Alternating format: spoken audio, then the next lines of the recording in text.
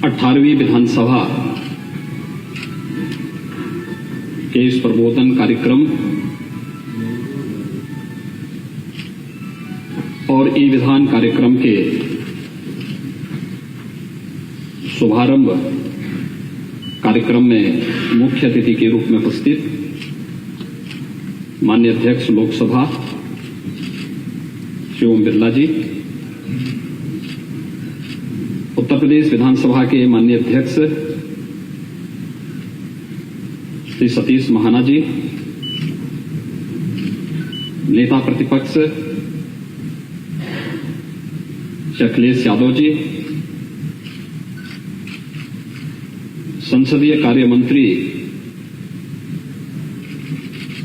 श्री सुरेश खन्ना जी, सभी माननीय सदस्यगण,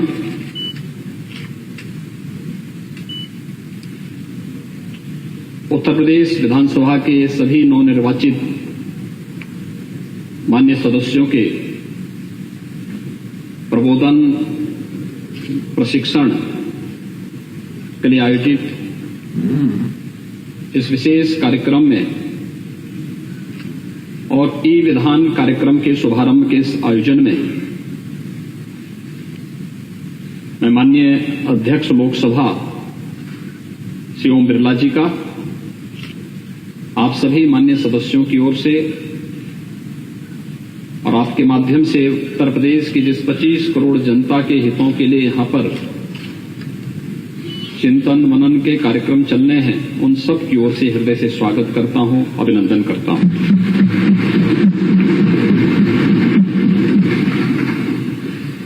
ये हम सब का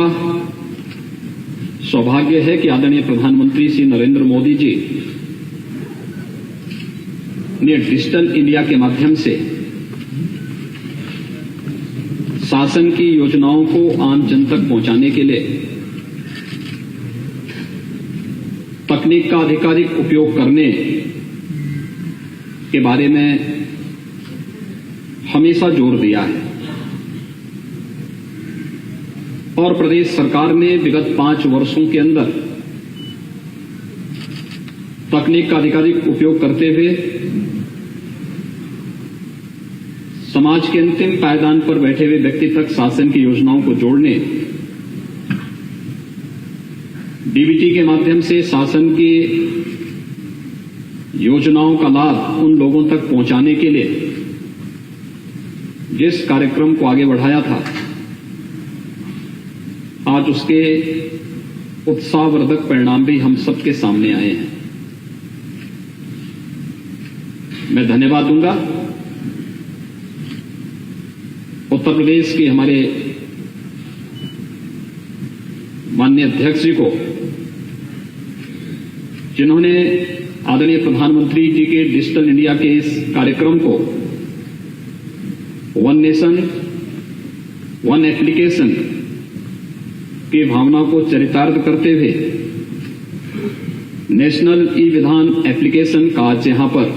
माननीय अध्यक्ष लोकसभा के कर कमलों से शुभारंभ किया है। वास्तव में उत्तर प्रदेश विधानसभा में निर्वाचित आप सभी माननीय सदस्यगण सौभाग्यशाली हैं कि दुनिया की सबसे बड़ी विधानसभा में आप सब एक निर्वाचित सदस्य के रूप में प्रदेश की 25 करोड़ जनता की भावनाओं का प्रतिनिधित्व करते हैं। शासन की बनने वाली योजनाओं के बारे में और शासन के द्वारा बनाई गई योजनाओं को उन तक पहुंचाने के लिए आपकी बड़ी भूमिका होती है और मुझे प्रसन्नता है कि अन्य दिनों में भले ही हम लोग अलग अलग तरीके से अपनी बात कहते हों, लेकिन ई-विधान कार्यक्रम शुभारंभ के अवसर पर माननीय लोकसभा के अध्यक्ष जी स्वयं आप यहां पर पधारे हैं और नेता प्रतिपक्ष अखिलेश यादव जी भी इस कार्यक्रम में यहां पर उपस्थित होकर के इस अभियान के शुभारंभ के अवसर पर अपनी शुभेच्छा भी दिए हैं और इस कार्यक्रम को आगे बढ़ाने के लिए अपना सकारात्मक योगदान भी दे रहे हैं। मैं इसके लिए उन्हें हृदय से धन्यवाद दूंगा। वे यहाँ पर आए हैं और उन्होंने इस कार्यक्रम की सराहना की है। विश्वास व्यक्त करते हैं कि विधानसभा की कार्रवाई को इस सकारात्मक भाव के साथ आगे बढ़ाने के लिए और इस तकनीक का अधिकाधिक उपयोग करते हुए हम उत्तर प्रदेश की 25 करोड़ जनता के हितों के संवर्धन के लिए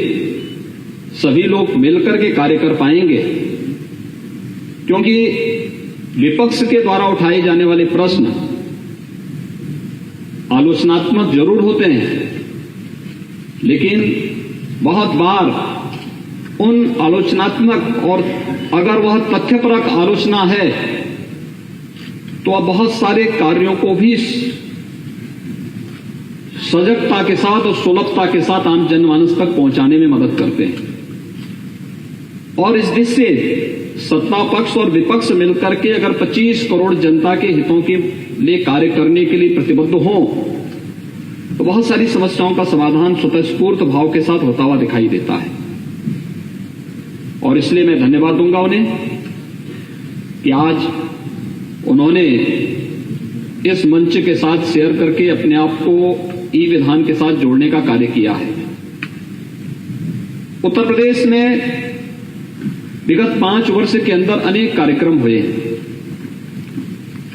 हमने 2 वर्ष पहले ही पेपरलेस बजट भी इसी माननीय सदन में हमारी सरकार ने प्रस्तुत किया था और उस समय भी मैंने माननीय सदस्यों के मन की इस पीड़ा को देखा था कि वास्तव में हम लोग क्या वन नेशन वन एप्लीकेशन के आदरणीय प्रधानमंत्री जी के उस विजन के अनुरूप इस कार्यक्रम को आगे बढ़ा पाएंगे।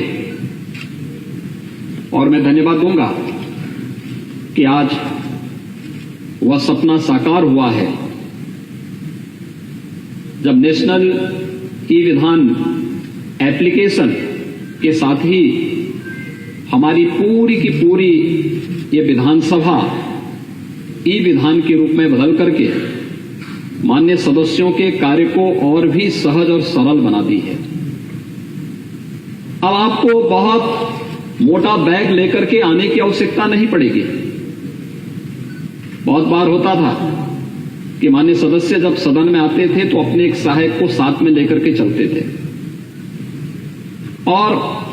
बहुत बार तो इस बात को लेकर के सुरक्षा कर्मियों के साथ उनकी बकझक होती थी कि साहब मेरा बैग लेकर के अंदर तक मेरा सहायक जाए। मुझे लगता है कि ई विधान के बाद आपका कार्य और भी सरल होने जा रहा है, लेकिन तकनीक में पारंगत होना, तकनीक को सकारात्मक भाव के साथ लेकर के वह प्रदर्शन की वस्तु नहीं होती है। तकनीक को आम जनमानस के कल्याण के लिए, लोक कल्याण के लिए उपयोगी बनाने के लिए उसका प्रशिक्षण और फिर उसका अधिकाधिक सदुपयोग हम कैसे कर सकते हैं, इस दिशा में अगर हम सकारात्मक भाव के साथ कार्य करेंगे इसके अच्छे परिणाम सामने आएंगे और एक स्वस्थ चर्चा परिचर्चा को आगे बढ़ाने में भी हमें मदद मिलेगी। मुझे प्रसन्नता है कि आज यहां पर माननीय लोकसभा के अध्यक्ष जी का मार्गदर्शन 2 वर्ष के बाद फिर से यहां पे प्राप्त हो रहा है। जनवरी 2020 में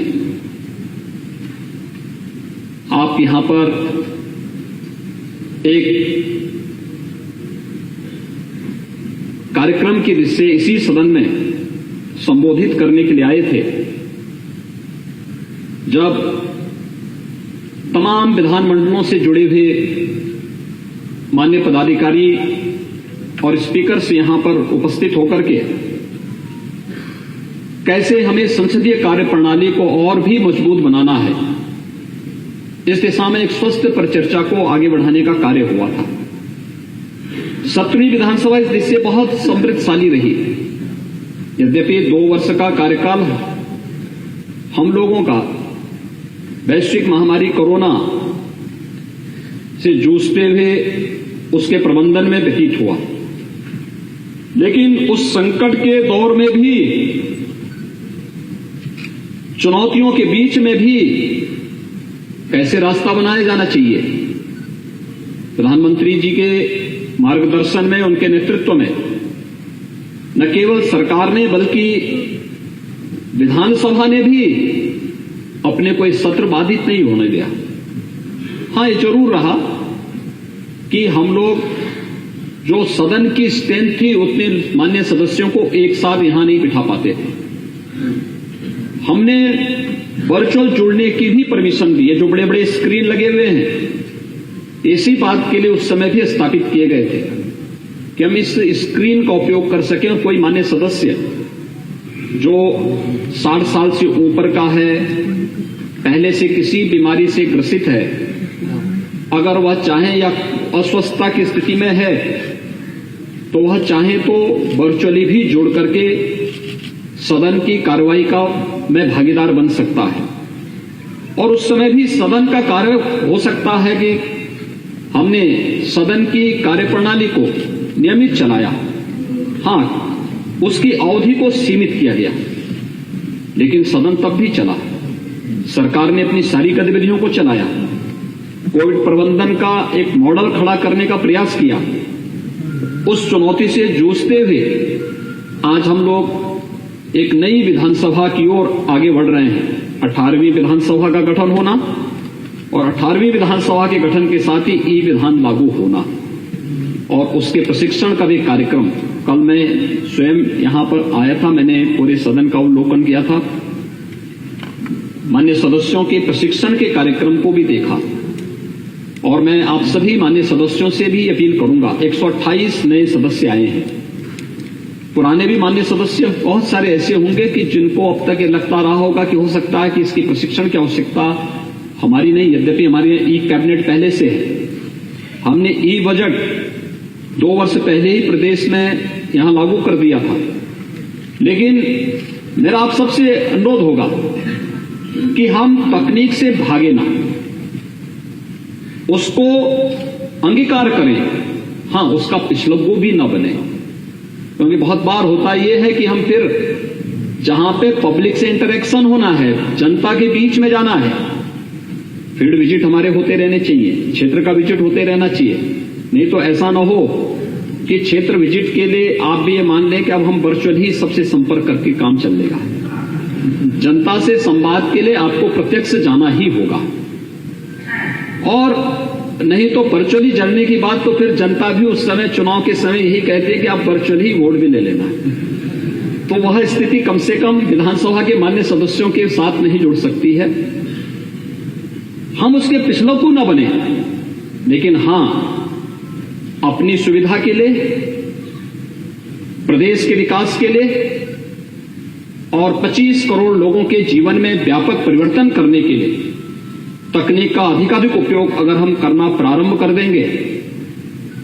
तो कोई कारण नहीं कि उत्तर प्रदेश आज जिस दिशा में बढ़ा है, एक जो नया विश्वास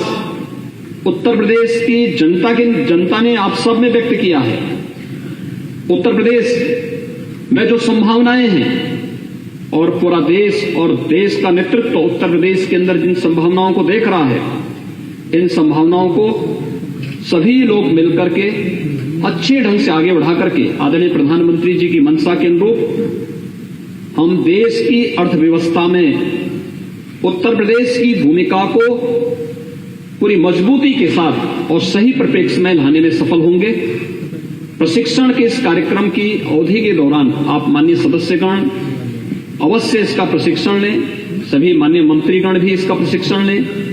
और प्रशिक्षण के साथ जुड़ करके ई विधान का लाभ लें और फिर इसका उपयोग प्रदेश के विकास और प्रदेश की 25 करोड़ जनता के हितों के संवर्धन में हम लोग अवश्य करें। इस विश्वास के साथ मैं माननीय अध्यक्ष लोकसभा जी का यहां पर उनका हृदय से स्वागत करता हूं, अभिनंदन करता हूं। आप सबके इस प्रशिक्षण कार्यक्रम के प्रति और ई विधान के प्रति मैं माननीय विधानसभा के अध्यक्ष जी को हृदय से धन्यवाद देता हूं। आप सभी के प्रति अपनी शुभकामनाएं व्यक्त करता हूं और विश्वास व्यक्त करता हूं कि ई विधान लागू होने के बाद हम इस पूरी विधानसभा को फेज वाइज पेपरलेस बनाने के साथ ही जो हार्ड कॉपी हमारे पास आती थी उस व्यवस्था को धीरे धीरे करके समाप्त करते हुए हम लोग एक समय आएंगे कि हमारा माननीय जनप्रतिनिधि, माननीय विधायक अपने टैबलेट या अपने सारे कार्यक्रमों को ई विधान के माध्यम से ही जोड़ करके उसने अपनी सीट पर बैठा और सबसे अच्छी व्यवस्था ये होगी कि वह अपनी सीट पर आके बैठेगा और वहीं से उसकी सारी गतिविधियां उसके माध्यम से देखने को मिलेंगी। सीट से ही उसको, जो भी माननीय अध्यक्ष जी ने कहा कि अपनी सीट से ही बोलेंगे, तो बहुत सारी चीजें बहुत स्पष्ट होती हुई दिखाई देंगी।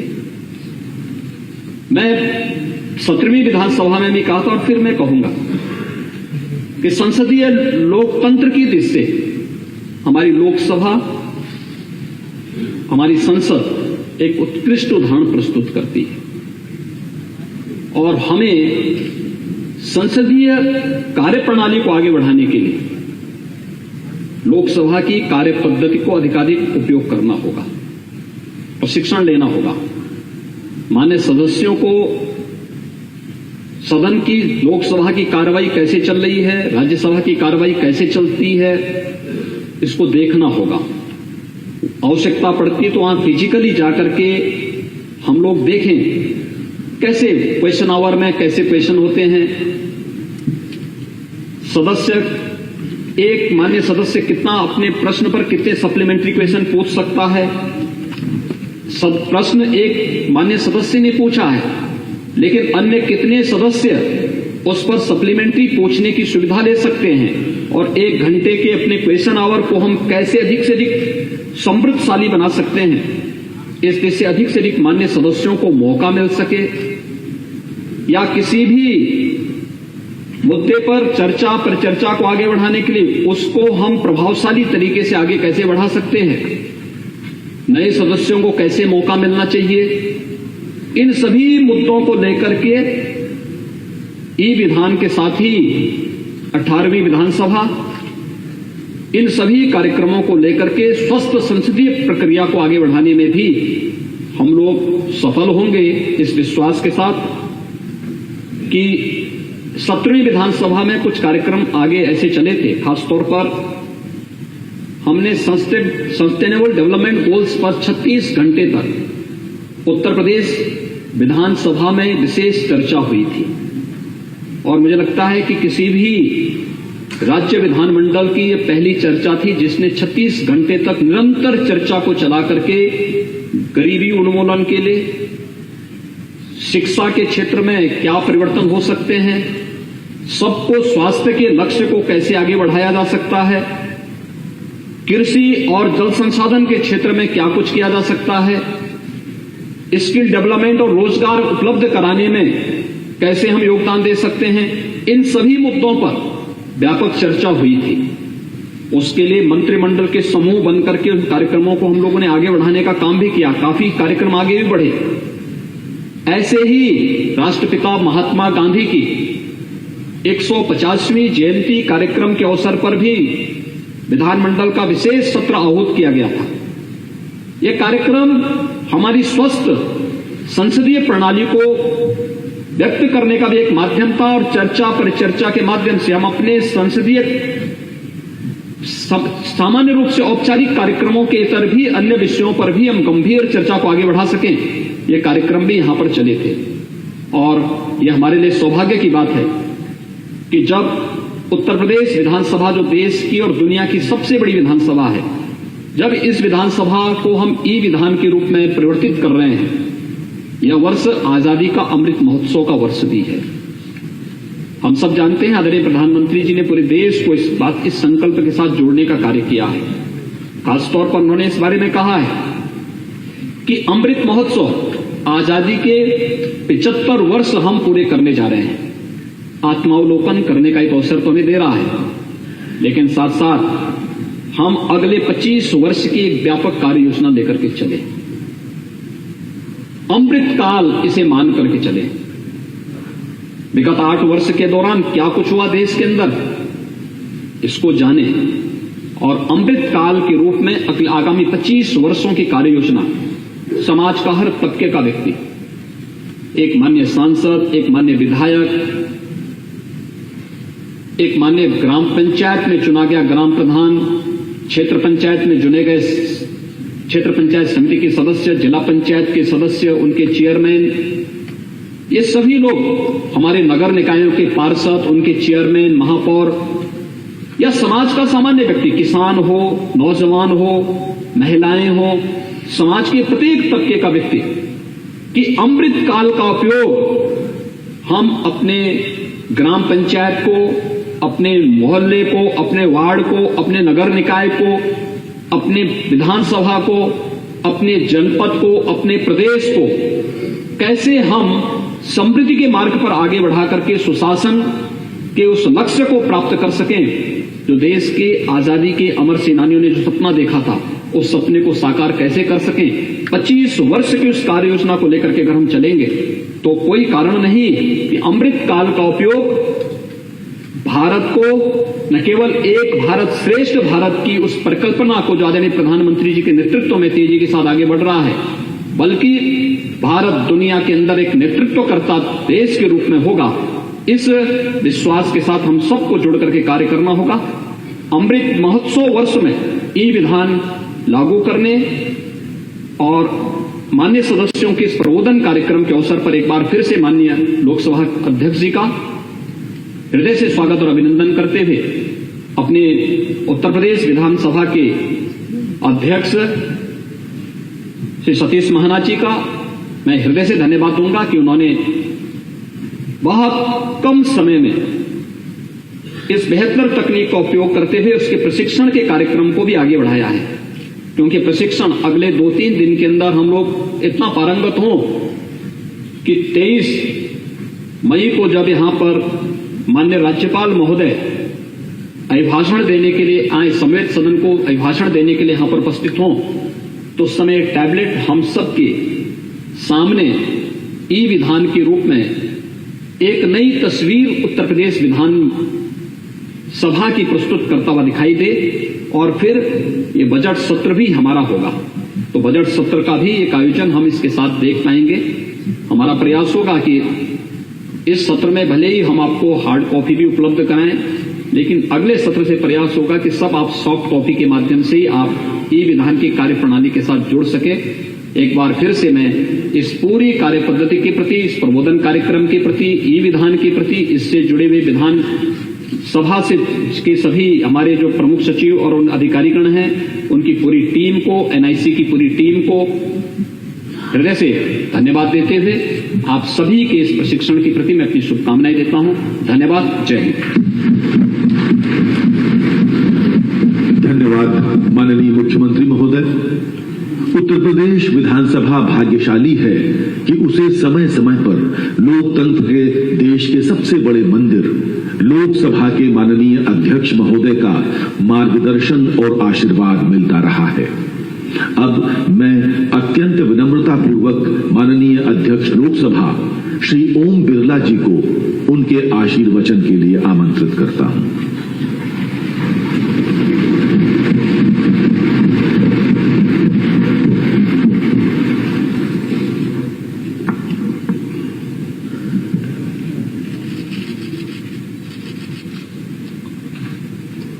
आज के कार्यक्रम में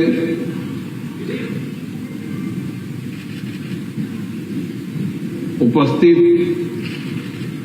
उत्तर प्रदेश विधानसभा के माननीय अध्यक्ष श्री सतीश महाना जी,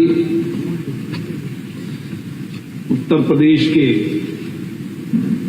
यशस्वी मुख्यमंत्री योगी आदित्यनाथ जी, संसद में मेरे सहयोगी और अभी प्रतिपक्ष के नेता श्री अखिलेश यादव जी, वित्तीय और संसदीय कार्य मंत्री माननीय सुरेश खन्ना जी, उप मुख्यमंत्री जी, माननीय मंत्रीगण, उत्तर प्रदेश के सभी माननीय यशस्वी विधायकगण, देश की राजनीतिक और सांस्कृतिक हृदय स्थली उत्तर प्रदेश गोमती नदी के पावन तट पर, जहां देश की अलग अलग नदियां मिलती है, एक ऐतिहासिक प्रदेश, एक गौरवशाली प्रदेश की राजधानी लखनऊ में आकर मुझे बहुत प्रसन्नता हो रही है। उत्तर प्रदेश प्राचीन काल से ही हमारी सांस्कृतिक, आध्यात्मिक, बौद्धिक और राजनीतिक चेतना का केंद्र रहा है। भारत के स्वतंत्रता संग्राम के आंदोलन से लेकर अभी तक उत्तर प्रदेश की इस पवित्र भूमि में हमारे सभी राजनेताओं ने उत्तर प्रदेश के विकास के लिए यशस्वी काम किए हैं। मैं इस मौके पर उत्तर प्रदेश के माननीय मुख्यमंत्री योगी आदित्यनाथ जी को बधाई देता हूं, जिन्होंने पुनः मुख्यमंत्री के रूप में, सदन के नेता के रूप में अपना दायित्व संभाला है। बहुत अपेक्षाएं, आशाएं, विश्वास के साथ जनता ने योगी आदित्यनाथ जी के नेतृत्व में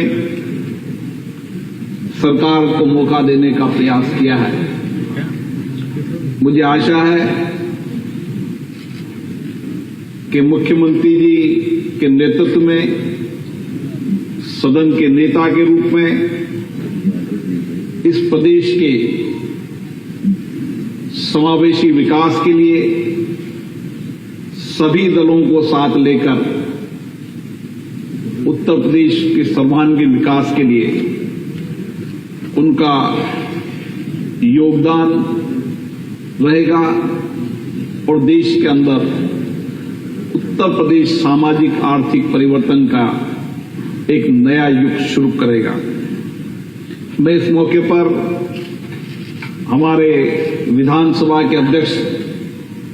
सतीश महाना जी को भी अभिनंदन करता हूं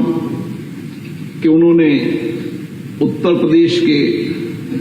अध्यक्ष के रूप में अपना दायित्व संभाला है। उनका राजनीतिक, संसदीय एक दीर्घ अनुभव रहा है। मुझे आशा है इस अनुभव का लाभ सभी माननीय विधायकों को मिलेगा और उनके सतत मार्गदर्शन में ये विधानसभा अपने पूर्व अध्यक्षों के रूप में एक गौरव को अनुभव करेगी। उत्तर प्रदेश के अंदर 47 से ज्यादा माननीय महिला विधायक, 128 से ज्यादा माननीय नए विधायक और 200 से ज्यादा फिर चुनकर आए विधायक, उन सभी माननीय विधायकों का जो 18वीं विधानसभा के अंदर चुन के आए हैं, मैं हार्दिक अभिनंदन करता हूं, स्वागत करता हूं। मुझे आशा है सभी माननीय विधायक इस गौरवशाली विधानसभा की परंपराओं को, उच्च मर्यादाओं को, गरिमा को बनाए रखेंगे और किस तरीके से सामूहिक रूप से मिलकर इस उत्तर प्रदेश का समावेशी विकास हो, सर्वांगीण विकास हो, उसके लिए अपना योगदान निश्चित रूप से देंगे। साथियों, हम आजादी की 75 वर्ष की इस लोकतंत्र की यात्रा से गुजर रहे हैं और इस 75 वर्ष की इस लोकतंत्र की यात्रा में हमारे देश में संसदीय लोकतंत्र सशक्त हुआ है, मजबूत हुआ है। जनता का विश्वास, भरोसा हमारे संसदीय लोकतंत्र के प्रति और बढ़ा है और इसी तरीके से उत्तर प्रदेश की विधानसभा, जो शायद विश्व की सबसे बड़ी राज्य की विधानसभा होगी, इस विधानसभा के अंदर निश्चित रूप से यहां के नेताओं ने, यहां से निकले हमारे प्रधानमंत्रियों ने इस देश का गौरव सम्मान बढ़ाया है। ये प्रदेश वो प्रदेश है जहां पर वर्तमान प्रधानमंत्री भी उत्तर प्रदेश के हैं और 9 से ज्यादा प्रधानमंत्रियों ने इस देश का नेतृत्व किया है। इसलिए राष्ट्रीय राजनीति के अंदर भी उत्तर प्रदेश की हमेशा विशेष भूमिका रही है और उत्तर प्रदेश विधानसभा की भी सभी विधानमंडलों के मार्गदर्शन में विशेष भूमिका रही है। मैं इस मौके पर सतीश महाना जी को, मुख्यमंत्री जी को बहुत बहुत धन्यवाद दूंगा, जिन्होंने पूरे देश को, विधानमंडल को एक दिशा दी है। ई विधान के माध्यम से सूचना और प्रौद्योगिकी का उपयोग कर हम किस तरीके से विधानमंडलों को जनता के प्रति और जवाबदेही बना सकते हैं और हमारे विधायकों को सूचना प्रौद्योगिकियों की संपूर्ण जानकारी के साथ तर्क से अपनी बात कहने का मौका देंगे। निश्चित रूप से आज जो ई विधान और कंप्यूटराइज का शुभारंभ हुआ है,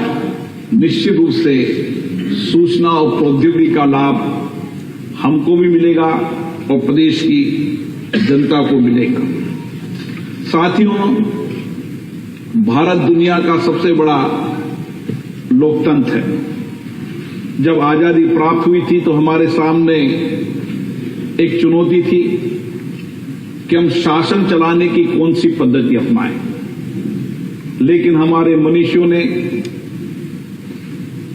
उत्तर प्रदेश में विशेष रूप से जवाहरलाल नेहरू ले लें, बाबा साहब अम्बेडकर ले लें, तमाम नेताओं ने बड़ी सूझबूझ के साथ संसदीय प्रणाली अपनाई। आज दुनिया के अंदर शासन चलाने की सर्वश्रेष्ठ पद्धति है तो संसदीय लोकतंत्र की प्रणाली है और इसीलिए मैं कह सकता हूं कि इस समय हमारी बड़ी जिम्मेदारी हो जाती है कि हम किस तरीके से इस संसदीय लोकतंत्र के माध्यम से अपने दायित्वों को निभाते हुए जनता की अपेक्षाएं, आकांक्षाएं, विश्वास, भरोसे को कायम रखें। जनता ने बहुत विश्वास के साथ, भरोसे के साथ आपको चुनकर भेजा है और प्रतिनिधि सभा के रूप में आप लाखों लोगों का प्रतिनिधित्व करते हैं। किस तरीके से आप उनकी चिंताओं को, उनके अभावों को, उनकी कठिनाइयों को, उनको समस्याओं को सदन के माध्यम से सरकार तक पहुंचाएं। ठीक कहा मुख्यमंत्री जी ने कि ये सदन एक ऐसा केंद्र है जहां पर पूरे राज्य की जनता की भावनाओं का, 25 करोड़ लोगों की भावनाओं की, उनकी चिंताओं की, उनके अभावों की, कठिनाइयों का अगर एक साथ एक जगह उन सबका समावेश हो सकता है तो विधानसभा और संसद में हो सकता है। और इसीलिए इन विधान मंडलों का हम किस तरीके से चर्चा और संवाद के अंदर सार्थक उपयोग करें ताकि समाज में अंतिम व्यक्ति जो बैठा है उसकी अभावों को, उनकी चिंताओं को, उनके आंख के आंसुओं को हम पहुंच सकें और उसकी जीवन के अंदर एक सामाजिक आर्थिक परिवर्तन ला सकें। बाबा साहब अम्बेडकर जी ने सही कहा था कि हमें राजनीतिक लोकतंत्र के साथ साथ हमें सामाजिक लोकतंत्र भी लाना पड़ेगा। अगर हम राजनीतिक लोकतंत्र को मजबूत बनाना चाहते हैं तो हमें सामाजिक लोकतंत्र को मजबूत करना होगा, तभी देश के अंदर राजनीतिक लोकतंत्र मजबूत होगा। समाज के सभी लोगों की, वंचित, गरीब, पीड़ित, शोषित व्यक्तियों की आवाज हमारी विधानसभा में हमारे प्रतिनिधि बनते हैं और शासन भी उन वंचित, गरीब, अभाव लोगों की समस्याएं जो सदन में उठती है उसका सार्थक रूप से, सकारात्मक रूप से लेकर अपनी नीतियों और कार्य योजनाओं को बनाता है। और इसीलिए मुझे आशा है कि इस विधानसभा की जो गौरवशाली परंपरा रही है,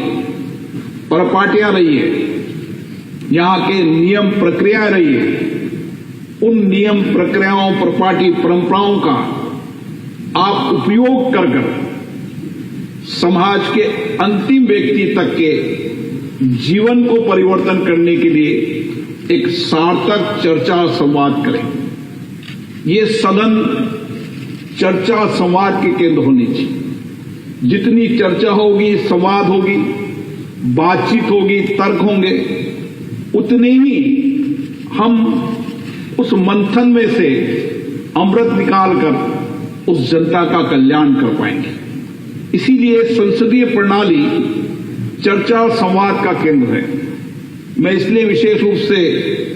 आपसे आग्रह करता हूं, हमारे पीठासीन अधिकारियों के सम्मेलन में भी इस बात की चिंता की है कि धीरे धीरे जिस तरीके से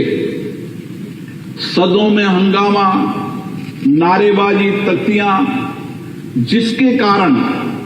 सदनों की गरिमा गिरती जा रही है। सदन की गरिमा बनाने की जिम्मेदारी हमारी है और क्योंकि ये प्रतिनिधि लोकसभा और विधानसभाएं होती है, इसलिए प्रतिनिधियों के आचरण और व्यवहार के आधार पर सदन की गरिमा बढ़ती है। इसलिए मेरा आपसे आग्रह है कि हमें इस 75 साल की लोकतंत्र की यात्रा के अंदर देश के इन विधान मंडलों की मर्यादा, गरिमाओं को बनाए रखने के लिए जहां उच्च कोटि की चर्चा हुई, संवाद हुई है, हमारे व्यवहार, आचरण ऐसा होना चाहिए कि हम तर्कों से बात करें, अपनी जनता की समस्याओं को ठीक से रखें और बेहतरीन राजनेता इन्हीं विधानसभाओं, लोकसभाओं से वो निकले हैं जिन्होंने तर्कों के आधार पर विधानसभा और लोकसभा में अपनी बातों को कहें। और देश के अंदर कई नेता जिन्होंने सर्वश्रेष्ठ रूप से अपने तर्कों के बात कहकर आज देश के नेता बने, तो विधानमंडल और लोकसभा देश के सर्वश्रेष्ठ नेता बनाने का भी एक माध्यम, एक मंच है। और मुझे आशा है कि आप इसी दिशा के अंदर काम करेंगे। मैं इस मौके पर एक बात और निवेदन करना चाहता हूं। संसद और विधानमंडल का मूल काम कानून बनाने का भी है और ये उत्तर प्रदेश की विधानसभा का अपना गौरवपूर्ण इतिहास रहा है, जिन्होंने एक महत्वपूर्ण कानून विधानसभा में बनाकर लोगों के सामाजिक, आर्थिक जीवन के अंदर व्यापक परिवर्तन किए। उनको संवैधानिक अधिकार के साथ उनका जीवन सरल हो, सहज हो, कानून की मदद के माध्यम से उनको त्वरित गति से न्याय मिल सके, इसके लिए इस विधानसभा का गौरवपूर्ण इतिहास रहा है। और इसलिए मेरा आपसे आग्रह है कि कानून बनाते समय हमें व्यापक चर्चा करना चाहिए, संवाद करना चाहिए। कानून बनाने के पहले भी हम जनता से इनपुट लें, जनता से संवाद करें जितनी अच्छी कानून बनाने में चर्चा संवाद होगा, तर्क होंगे, सरकार को भी मार्गदर्शन मिलेगा और जिस जनता के कल्याण के लिए कानून बना रहे हैं उस जनता का भी कानून बनने से कल्याण होगा। देश की सरकार हो चाहे राज्य की किसी भी दल की सरकार हो, हर सरकार का एक ही मकसद रहता है कि हम कानून बनाकर लोगों को संवैधानिक अधिकार दें, न्याय का अधिकार दें, जो जीवन में उनकी कठिनाइयां, परेशानियां दैनिक जीवन में आती है उसको सरलता दें। और इसीलिए अब कानून बनाते समय जिस तरीके से चर्चा संवाद की कमी आ रही वह हमारे लिए चिंता का विषय है। मैं आपसे आग्रह करना चाहता हूं कि हमारे नए माननीय विधायक हैं, उनको पुरानी चर्चाएं, डिबेटें, उनका भी अनुभव प्राप्त करना चाहिए, क्योंकि ई विधानसभा होने के बाद और जिस तरीके से हमने एक प्रयास किया है, एक देश एक विधायी प्लेटफॉर्म, जिस पर आपको पूरी देश की विधानसभाएं, लोकसभा, राज्यसभा, सारे सदनों की कार्रवाई आपको एक प्लेटफॉर्म पर मिलने लगेगी और आप देख सकते हैं कि किस तरीके से किस कानूनों पर किस तरीके की चर्चा हुई, संवाद हुई। जितनी आप पुरानी डिबेटों का अध्ययन करेंगे, रिसर्च करेंगे, उतना ही बेहतर तरीके से कानून पर आप चर्चा कर पाएंगे। इसलिए मेरी आप लोगों से अपेक्षा है कि आप उन डिबेटों, चर्चाओं का अध्ययन करें, रिसर्च करें और अधिकतम समय विधानसभा में बैठने का हमें प्रयास करना चाहिए। जितनी देर आप विधानसभा के अंदर बैठेंगे, आपको उतनी देर अनुभवी विधायकों का मार्गदर्शन मिलेगा, उनके द्वारा कई बातों, तर्कों को आपको समझने का मौका मिलेगा, ताकि आप भी ठीक तरीके से अपनी बातों को, तर्कों को रखेंगे। क्योंकि मैं अभी नया अनुभव देख रहा हूं कि विधानसभा के अंदर बैठने की उपस्थिति की संख्या कम होती जा रही है। यह हमारे लिए चिंता का विषय है। हमें जनता ने चुनकर भेजा इस विधानसभा के लिए, विधानसभाओं की कार्रवाई में भाग लेकर उनकी बातों को, उनकी कठिनाई के लिए। तो मेरा आग्रह है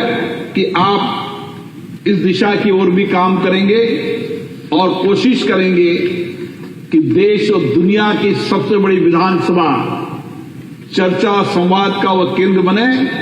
जो सभी विधानसभाओं का मार्गदर्शन कर सके।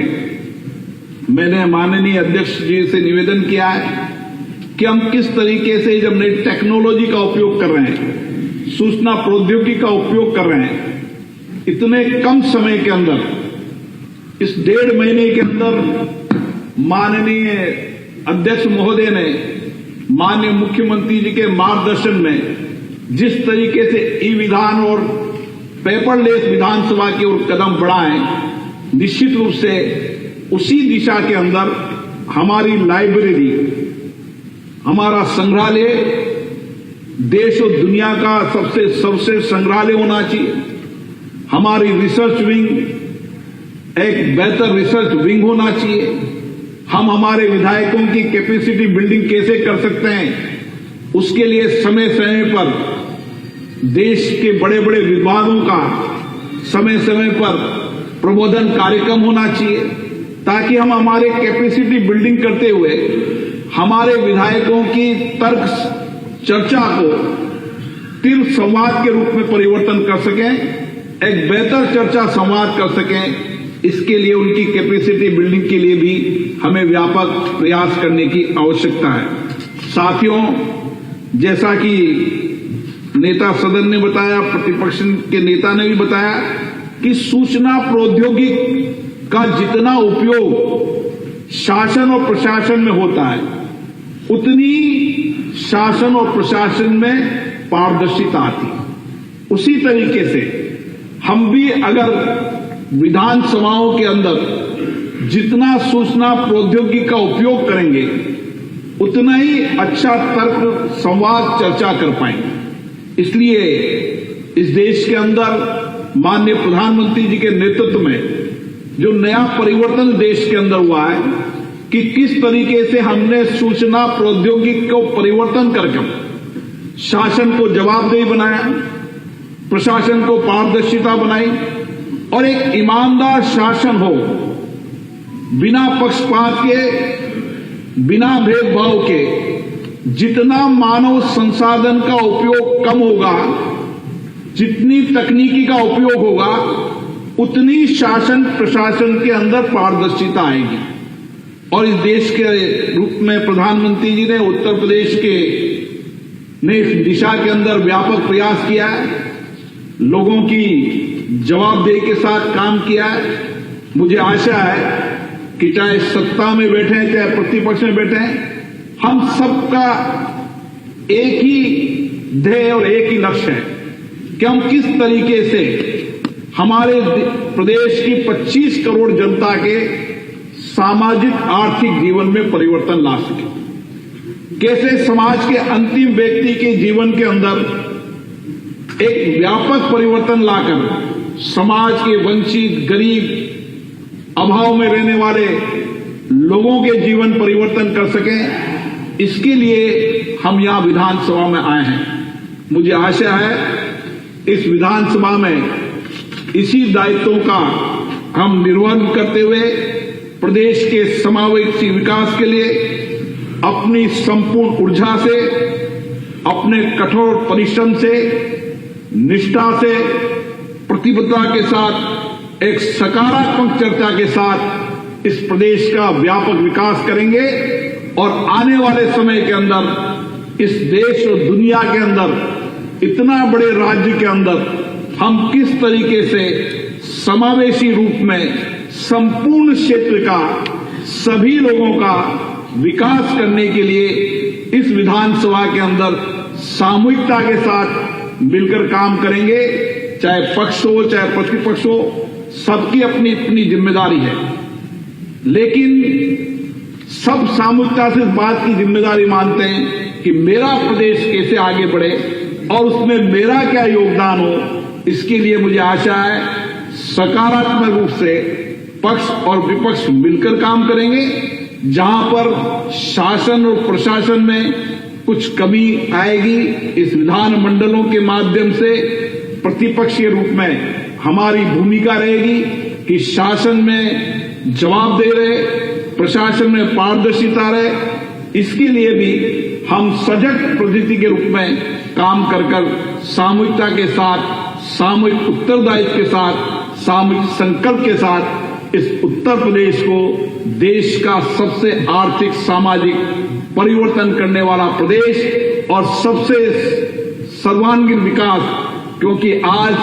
देश के अंदर उत्तर प्रदेश का व्यक्ति हर राज्य के अंदर है और जिस कठोर परिश्रम के साथ वह जिस राज्य में रहता है उस राज्य के विकास में उसका योगदान रहता है। और दुनिया के जितने भी देशों के अंदर मैं गया हूं, वहां भी उत्तर प्रदेश के लोगों का उस देश के विकास में भी बहुत बड़ा योगदान है। इसलिए हमारी ज्यादा जिम्मेदारी बन जाती है कि हम इस सामूहिकता के साथ मिलकर इसको काम को करेंगे। आप सभी को पुनः बहुत बहुत धन्यवाद, बहुत बहुत शुभकामनाएं, बहुत बहुत बधाई।